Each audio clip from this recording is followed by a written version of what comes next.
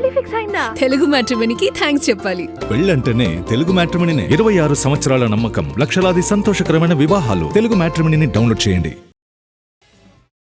ఉస్తాద్ ఎలా ఉండబోతుంది?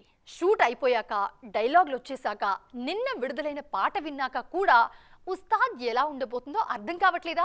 పైగా పవన్ రాజకీయంగా దూకుడు చూపిస్తూ ఉన్నారు ప్రస్తుతం. పంచులు కూడా బాగానే ఉంటాయేమో అని ఊహిస్తున్నారు అభిమానులు. ఈ టైంలో హరీష్ శంకర్ ఊహించని షాక్ ఇచ్చారు. మరి ఆ షాక్ ఏంటి? మీరే చూడండి ఎక్స్క్లూజివ్గా.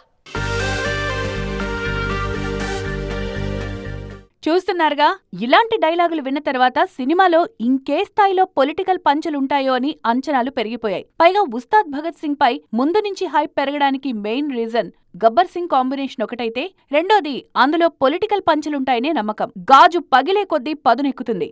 ఈసారి పర్ఫార్మెన్స్ బద్దలైపోద్ది లాంటి డైలాగ్స్ తోనే అంతా ఫిక్స్ అయిపోయారు. ఉస్తాద్లో పొలిటికల్ డైలాగులకు కొదవే ఉండదని. ఇక తాజాగా ఆరా ఆఫ్ ఉస్తాద్ పాట చూశాక ప్రత్యర్థులపై భారీ సెటైర్లు ఉంటాయనే అంచనాలు మొదలయ్యాయి. కానీ హరీష్ శంకర్ ఈ ఊహాగానాలకు బ్రేక్ వేశారు. అలాంటివేం ఉండవని తేల్చేశారు. ఆరా ఆఫ్ ఉస్తాద్ పాట పవన్ వ్యక్తిత్వానికి, యాటిట్యూడ్కు దగ్గరగా ఉంటుంది. అందుకే ఇందులో పొలిటికల్ రిఫరెన్స్లుంటాయని భావిస్తున్నారని, కానీ అవేం లేవని తేల్చి చెప్పారు హరీష్.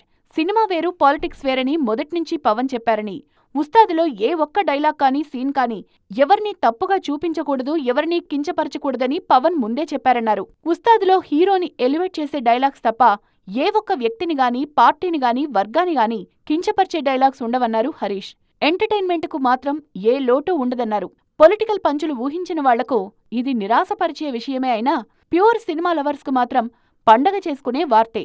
మార్చి 26న దేఖ్లేంగే అంటూ వచ్చేస్తున్నారు పవర్ స్టార్. పెళ్లి ఫిక్స్ అయిందా? తెలుగు మ్యాట్రిమోనీకి థ్యాంక్స్ చెప్పాలి. పెళ్ళంటేనే తెలుగు మ్యాట్రిమోనీనే. 26 సంవత్సరాల నమ్మకం, లక్షలాది సంతోషకరమైన వివాహాలు. తెలుగు మ్యాట్రిమోనీని డౌన్లోడ్ చేయండి.